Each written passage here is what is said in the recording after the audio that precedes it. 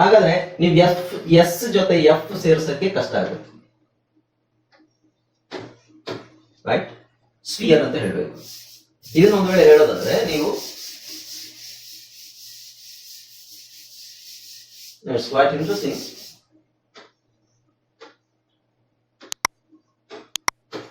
ಈ ತರ ಹೇಳಕ್ ನಿಮಗೆ ಗೊತ್ತಿರ್ಬೇಕು. ಸ್ಫಿ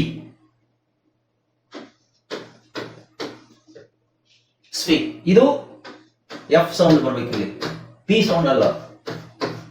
ಇಲ್ಲಿ ಬಾಲ ಇದೆ ನೋಡಿ, ಇದು ಸ್ಪಿ ಸ್ಪಿ ಸ್ಪಿ ಸ್ಪಿ. ಈ ಸ್ಪಿ ಅಂದ್ರೆ ಎಸ್ ಮತ್ತೆ ಪಿ ಬರುತ್ತೆ, ಬಟ್ ಇಲ್ಲಿ ಬಾಲ ಇರೋದ್ರಿಂದ sphere sphere spherical. Okay, so ಯಾರಾದ್ರೂ ಹೇಳಿ ನೋಡೋಣ, ಟ್ರೈ ಮಾಡಿ. Sphere Sphere. Sphere. Sphere. Sphere. ನೀವೆಲ್ಲ ಇದೇ ಹೇಳ್ತಾ ಇದ್ದೀರಾ. ಪಿ Sphere. Sphere. Sphere, sir. Sphere Sphere. Sphere. ಆ sphere. Yes, good. Okay, so ಈ ತರ ಹೇಳ್ತಾ ಇದ್ದೀರಾ, ಕರೆಕ್ಟ್. ಸ್ಫಿಯರ್ ಅಂದ್ರೆ ಈ ತರ ಹೇಳ್ಬೇಕು. ಓಕೆ, ಜಾಸ್ತಿ ವರ್ಡ್ ಬರಲ್ಲ ಇದರಲ್ಲಿ, ಇವೆರಡೇ ಬರೋದು. ಹಾಯ್ ಫ್ರೆಂಡ್ಸ್, ಇದೊಂದು ವಿಶೇಷ ಸೂಚನೆ. ನಮ್ಮಲ್ಲಿ ಇದೀಗ ಆನ್ಲೈನ್ ಸ್ಪೋಕನ್ ಇಂಗ್ಲಿಷ್ ಕೋರ್ಸ್ನ ಹೊಸ ಬ್ಯಾಚ್ ಶುರುವಾಗಿದೆ. ನೀವು ಇನ್ಮೇಲೆ ಎಲ್ಲೂ ಹೊರಗಡೆ ಹೋಗಿ ಇಂಗ್ಲಿಷ್ ಕಲಿಯುವ ಅವಶ್ಯಕತೆ ಇಲ್ಲ. ಮನೆಯಲ್ಲೇ ಕೂತ್ಕೊಂಡು ಯಾವುದೇ ಟೆನ್ಷನ್ ಇಲ್ಲದೆ, ಏನು ಮುಗಿದಿರಬಿಲ್ಲದೆ ಇಂಗ್ಲಿಷ್ ಮಾತಾಡೋದನ್ನ ಕಲಿಯಬಹುದು.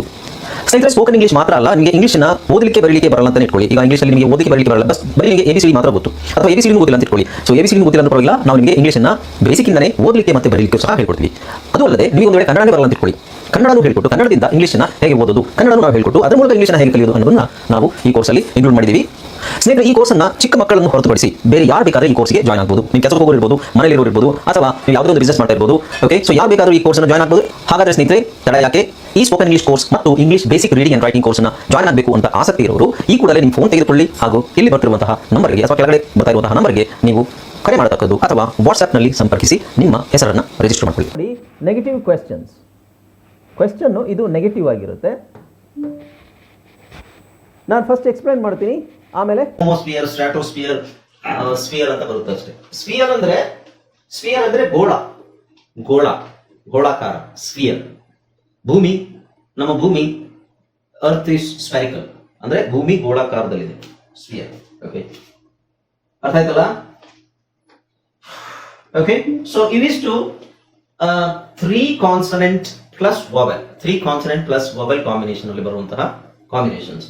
SQU, CHL, CHR, SCR, SPL, STR, SPR and THR. ಇನ್ನೊಂದು ಯಾವುದು? SHR ಅಲ್ಲಿ ಜಾಸ್ತಿ ಇಲ್ಲ ಬಿಡಿ, ಬಟ್ ಗೊತ್ತಿರ್ಬೇಕದು. ಓಕೆ, ಇವಾಗ ಒಂದು ಐಡಿಯಾ ಬಂತಲ್ಲ, ಇದೇ ನಿಮಗೆ ಜಾಸ್ತಿ, ಇದಕ್ಕಿಂತ ಜಾಸ್ತಿ ಇಲ್ಲ. ಅಂದ್ರೆ 3 ಕಾನ್ಸನೆಂಟ್ ಇರೋದು, 4 ಕಾನ್ಸನೆಂಟ್ ಇರುವಂತದ್ದು ವರ್ಡ್ಸ್ ಬಹಳ ಕಡಿಮೆ ಇದೆ. ಒಂದು 3-4 ಇದೆ ಅಷ್ಟೇ. ಅಂದ್ರೆ ಅದರಲ್ಲಿ ವೊವೆಲ್ಸೇ ಇರಲ್ಲ. ಉದಾಹರಣೆಗೆ ರಿದಮ್, ವೊವೆಲ್ಸ್ ಇಲ್ಲ ಅಂದ್ರೆ ವೊವೆಲ್ ಸೌಂಡ್ ಇರುತ್ತೆ, ಬಟ್ 4 ಕಾನ್ಸನೆಂಟ್ ಇಲ್ಲ. ಅಂದ್ರೆ ಇಲ್ಲಿ ನೋಡಿ, SPL ಆದ್ಮೇಲೆ ಎ ಬಂದೇ ಬರುತ್ತೆ, ಇಲ್ಲಿ STR ಆದ್ಮೇಲೆ ಎ ಬರುತ್ತೆ, ರೈಟ್? ಆಮೇಲೆ SPR ಆದ್ಮೇಲೆ ಎ ಬರುತ್ತೆ, ವೊವೆಲ್ ಬಂದೇ ಬರುತ್ತೆ. ಇಲ್ಲಿ ಇ ಬರುತ್ತೆ, ಇಲ್ಲಿ ಐ ಬರುತ್ತೆ. ಮತ್ತೆ ಅದಾದ್ಮೇಲೆ ಮತ್ತೊಂದು ಕಾನ್ಸನೆಂಟ್ ಬರುತ್ತಾ? ಇಲ್ಲ. ಆತರ ಇಂಗ್ಲಿಷ್ ಅಲ್ಲಿ ವರ್ಡ್ಸ್ ಇಲ್ಲ. 3 consonant, 3 consonant plus 1 vowel. 3 consonant ಆದ್ಮೇಲೆ ಕಾನ್ಸನೆಂಟ್ ಆಮೇಲೆ ವೊವೆಲ್ ಬರುತ್ತೆ. ಹಾಗೆ ಬರೋದು. ಬೇರೆ ಅದು ಬಿಟ್ಟು ಇನ್ನೊಂದು ಸೇರ್ಸ್ಲಿಕ್ಕೆ ಆಗೋದು. 4 ಕಾನ್ಸನೆಂಟ್ ಹೇಳಲಿಕ್ಕೆ ಆಗಲ್ಲ ಬಾಯಲ್ಲಿ, 3 ನಮಗೆ ಹೇಳಲಿಕ್ಕೆ ಆಗೋದು ಮ್ಯಾಕ್ಸಿಮಮ್. ಓಕೆ, ಸೊ ಇದು ನಿಮಗೆ 3 ಕಾನ್ಸನೆಂಟ್ ವರ್ಡ್ಸ್. ಸೊ ಮ್ಯಾಕ್ಸಿಮಮ್ ನಿಮಗೆ ಕೂಡಿಸಿ ಓದ್ಬೇಕಾಗಿರೋದು ಇಷ್ಟು ಅಕ್ಷರಗಳು. ಎಷ್ಟು? 4 ಅಕ್ಷರಗಳು. ಉದಾಹರಣೆಗೆ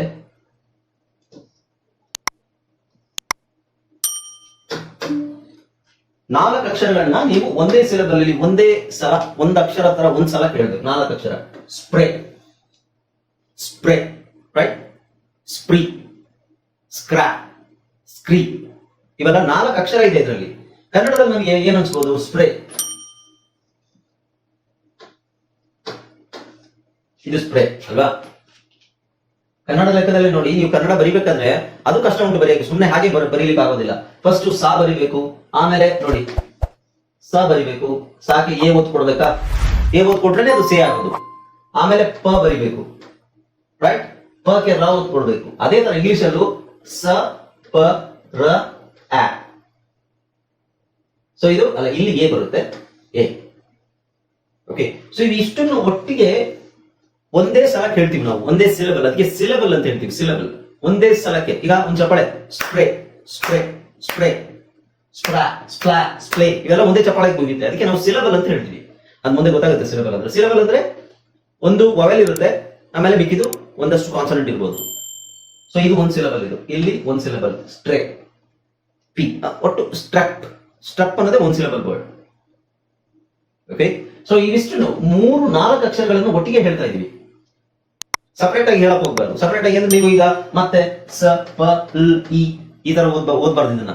ನಿಮಗೆ ಈ ಒಂದು ಅಕ್ಷರ ಒಂದು ಪದ ನಾನು ಕೊಟ್ಟೆ ಅಂತ ಇಟ್ಕೊಳ್ಳಿ, ಈ ಪದ ಕೊಟ್ಟಿದ ತಕ್ಷಣ ನೀವು ಸ್ಪ್ಲಿಟ್ ಸ್ಪ್ಲಿಟ್ ಅಂತ ಹೇಳಕ್ ಕೂತಿರ್ಬೇಕು ನಿಮಗೆ. ಅದ್ ಬಿಟ್ಬಿಟ್ಟು ಸ ಪ ಲ ಇ ಟ್ ಈ ಲೆವೆಲ್ ಅಲ್ಲಿ 8ನೇ ಪಾಠನ 7ನೇ ಪಾಠನ ಈ ಲೆವೆಲ್ ಅಲ್ಲಿ ನೀವು ಏನ್ ಕಲಿತೀರಿ ಅಂತ ಹೇಳಿದ್ರೆ ಅರಮನೆ ಅಂತ ಡೈರೆಕ್ಟ್ ಆಗಿ ಹೇಳೋಕ್ ಕಲಿತೀರಿ ಹೊರತು ಆ ರ ಮ ನೆ ಅಲ್ಲ.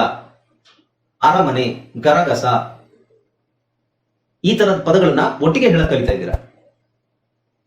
ಅರ್ಥ ಆಗ್ತಿದೆಯಲ್ಲ? ಫಸ್ಟ್ ಪಾಠದಲ್ಲಿ ಆ ರ ಮ ನೆ ಕಲ್ತ್ವಿ, ಅಲ್ಲ ಬರೀ ಆ ಕಲ್ತ್ವಿ. ಆಮೇಲೆ ಅರ ಅರ, ಆಮೇಲೆ ಅರಮ ಅರಮ, ಆಮೇಲೆ ಅರಮನೆ ಅರಮನೆ, ಇದು ಲಾಸ್ಟ್ ಅರಮನೆ. ಈಗ ನೀವು ಅರಮನೆ ಅಂತ ನೀವು ನೋಡಿದಾಗ ಅರಮನೆ ಅಂತ ಒಟ್ಟಿಗೆ ಓದ್ತೀರಾ, ನೀವು ಆ ರ ಮನೆ ಅಂತ ಓದ್ತೀರಾ ಇಲ್ಲ ತಾನೆ?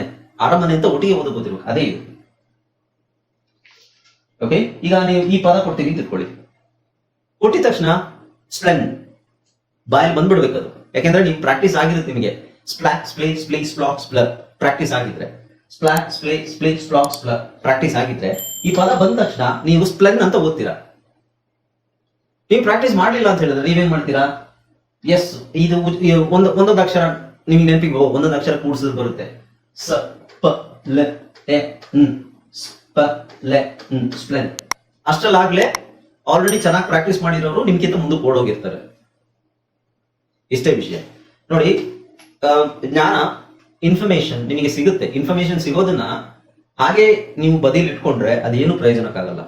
ಅದನ್ನ ನೀವು ಕಾರ್ಯರೂಪಕ್ಕೆ ತರಬೇಕು. ಏನು ಈ ತರ ಇದೆ, ಇದನ್ನ ನಾವು ಹೇಳಿ ನಮಗೆ ಅಭ್ಯಾಸ ಆಗ್ಬೇಕು. ಅದನ್ನ ನೀವು ಇಂಪ್ಲಿಮೆಂಟ್ ಮಾಡ್ಬೇಕು, ಎಕ್ಸ್ಪೆರಿಮೆಂಟ್ ಮಾಡ್ಬೇಕು ಅದರಲ್ಲಿ. ಗೊತ್ತಾಯ್ತು ನನಗೆ 26 ಅಕ್ಷರಗಳು ಗೊತ್ತು, 28 ಸೌಂಡ್ಸ್ ಗೊತ್ತು, ನಾನು ಇಂಗ್ಲಿಷ್ ಯಾವ ಪದ ಕೊಟ್ಟರು ಓದ್ತೀನಿ ಅಂತ ಹೇಳಿದ್ರೆ ಅದಾಗೋದಿಲ್ಲ. ಓದ್ಬೋದು, ಟೈಮ್ ತಗೊಳುತ್ತೆ. ನಿಮಗೆ ಫಾಸ್ಟ್ ಆಗಿ ಇಂಗ್ಲಿಷ್ ಓದ್ಬೇಕು, ತುಂಬಾ ಫಾಸ್ಟ್ ಆಗಲ್ಲ.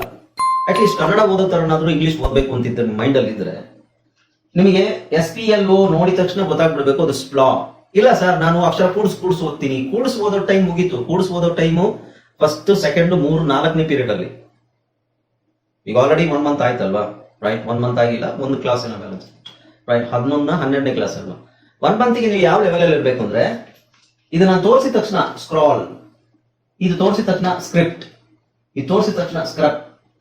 ಹೇಗೆ ಹೇಳ್ತೀರಾ ಅಂತ ಹೇಳಿದ್ರೆ, ಸರ್ ಇದು 3 ಕಾನ್ಸನೆಂಟ್ ಪ್ಲಸ್ ವೊವೆಲ್ ಇದೆ, ಸ್ಕ್ರಾಪ್, ಅದನ್ನ ಒಂದೇ ಸಲ ಓದ್ಬೋದು. ಈ ಪಿ ನ ಲಾಸ್ಟಿಗೆ ಆಡ್ ಮಾಡ್ಕೋಬಹುದು. ಸ್ಕ್ರಾಪ್ ನನಗೆ ಪ್ರಾಕ್ಟೀಸ್ ಆಗಿದೆ, ಸ್ಕ್ರಾಪ್. ಓಕೆ, ಸೊ ನೆಕ್ಸ್ಟ್ ಲೆವೆಲ್ಗೆ ಹೇಗಿರುತ್ತೆ ಅಂದ್ರೆ ಸ್ಕ್ರಾಪ್ ಅಂತ ಮಾತ್ರ ಇರುತ್ತೆ ಮುಂದೆ. ಪಿ ಸ್ಕ್ರಾಪ್, ಮತ್ತೆ ಪಿ ಹೋಗುತ್ತೆ, ಬಿ ಸ್ಕ್ರಾಂಪ್, ಆಮೇಲೆ ಬೇರೆ ಬೇರೆ ಅಕ್ಷರಗಳು ಆಡ್ ಆಗ್ತಾ ಹೋದಾಗ ಸ್ಕ್ರಾ ಹಾಗೆ ಇರುತ್ತೆ. ಸ್ಕ್ರಾನ ನೀವು ನೋಡಿದ ತಕ್ಷಣ ಹೇಳಕ್ಕೆ ಪ್ರತಿಯೊಂದು ಪದದಲ್ಲೂ ಮತ್ತೆ ಸ್ಕ್ರಾನೇ ಫಸ್ಟ್ ಇಂದ ಓದೋದಲ್ಲ. ಸ ಕ ರ ಆ ಅಲ್ಲ, ಸ್ಕ್ರಾ ಆಲ್ರೆಡಿ ನಿಮ್ಮ ಹತ್ರ ಡಿಫಾಲ್ಟ್ ಆಗಿ ಗೊತ್ತಿರಬೇಕು.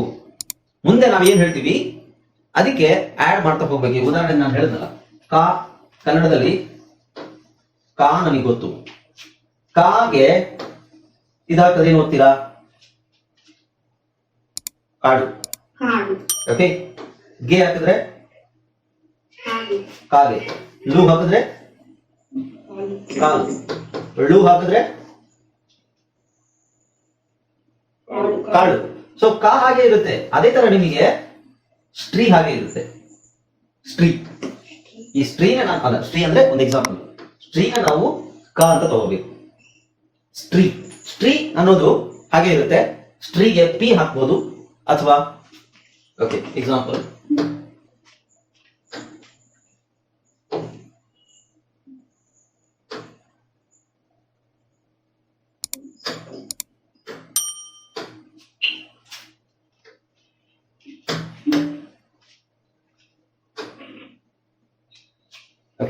ನೋಡಿ. ಸ್ಟ್ರೀ ಒಂದು ಎಕ್ಸಾಂಪಲ್ ತಗೊಂಡಿದ್ದೀನಿ ಅಷ್ಟೇ. ಇದನ್ನ ನಾವು ಕಾ ಅಂತ ತಗೊಳ್ಳೋಣ. ಓಕೆ. ಸ್ಟ್ರೀಗೆ ಪಿ ಹಾಕಿದ್ರೆ ಏನಾಗುತ್ತೆ? ಸ್ಟ್ರೀಗೆ ಪಿ ಸ್ಟ್ರಿಪ್. ಸ್ಟ್ರಿಪ್. ಎಲ್ ಹಾಕಿದ್ರೆ ಸ್ಟ್ರಿಲ್. ಎಲ್ ಹಾಕಿದ್ರೆ ಸ್ಟ್ರಿಲ್. ಬಿ ಹಾಕಿದ್ರೆ ಸ್ಟ್ರಿಲ್. ಎಸ್ ಹಾಕಿದ್ರೆ ಓಕೆ. ಆಮೇಲೆ P N. Okay. String. Okay. So ನೋಡಿ, ಈ ಒಂದು ನೀವು ಬಾಯ್ಪಾಠ ಮಾಡ್ಕೊಂಡು ನಿಮ್ಗೆ ಇದು ಗೊತ್ತಾಗ್ಬಿಟ್ರೆ, ಸ್ಟ್ರೀ ಅನ್ನೋದು ನಿಮಗೆ ಬಾಯ್ಪಾಠ ಮಾಡ್ಕೊಂಡು ಗೊತ್ತಾಗ್ಬಿಟ್ರೆ, ಫಸ್ಟ್ ಗೆ ನಿಮ್ ಬಾಯಲ್ಲಿ ಆಲ್ರೆಡಿ ಇದ್ರೆ ಮುಂದೆ ಯಾವುದೇ ಅಕ್ಷರ ಬಂದ್ರು ಅದನ್ನ ಈಸಿಯಾಗಿ ಓದ್ಬೋದು. ಇಲ್ಲ ಅಂದ್ರೆ ಇದೇ 4 ಪದ ಆಗುತ್ತೆ ಅಂತ ಇಟ್ಕೊಳ್ಳಿ. ನಾನು 4 ಪದ ಬರೀತೀನಿ. ಸ್ಟ್ರಿಪ್ ಇದನ್ನ ಓದ್ರಿ ಅಂತ ಹೇಳಿದಾಗ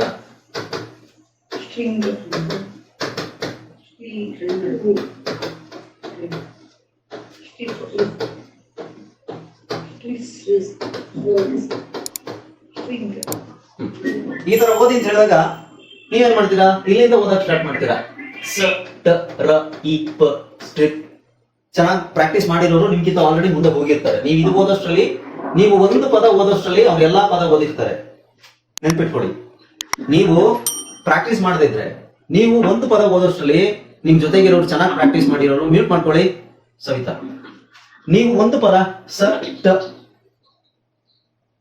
ಟ ರ ಇ ಪ ನೀವು ಈ ತರ ಓದೋಷ್ಟ್ರಲ್ಲಿ ನಿಮ್ ಜೊತೆಗೆ ಚೆನ್ನಾಗಿ ಪ್ರಾಕ್ಟೀಸ್ ಮಾಡಿರೋರು ಎಲ್ಲ ಓದ್ ಮುಗಿಸಿರ್ತಾರೆ. ಇದು ಮೈಂಡ್ ಅಲ್ಲಿ ಇಟ್ಕೊಳ್ಳಿ. This is very important. ಅರ್ಥ ಆಗ್ತಿದೆಯಾ ನಾನು ಹೇಳ್ತಿರೋದು? ನಿಮಗೆ ನಾನು ಹೇಳ್ಕೊಟ್ಟಿದ್ದೀನಿ ಸ್ಟ್ರಾ ಸ್ಟ್ರೇ ಸ್ಟ್ರೀ ಸ್ಟ್ರಾ ಸ್ಟ್ರ ಈ ತರ ನಾನು ಹೇಳ್ಕೊಟ್ಟಿದ್ದೀನಿ. ಅಂದ್ರೆ ಇನ್ನು ಪ್ರಾಕ್ಟೀಸ್ ಮಾಡಿಸ್ತೀನಿ ಇನ್ನೊಂದ್ಸಲ ಹೇಳ್ತಾ ಇರೋದು ನಾನು ನಿಮಗೆ.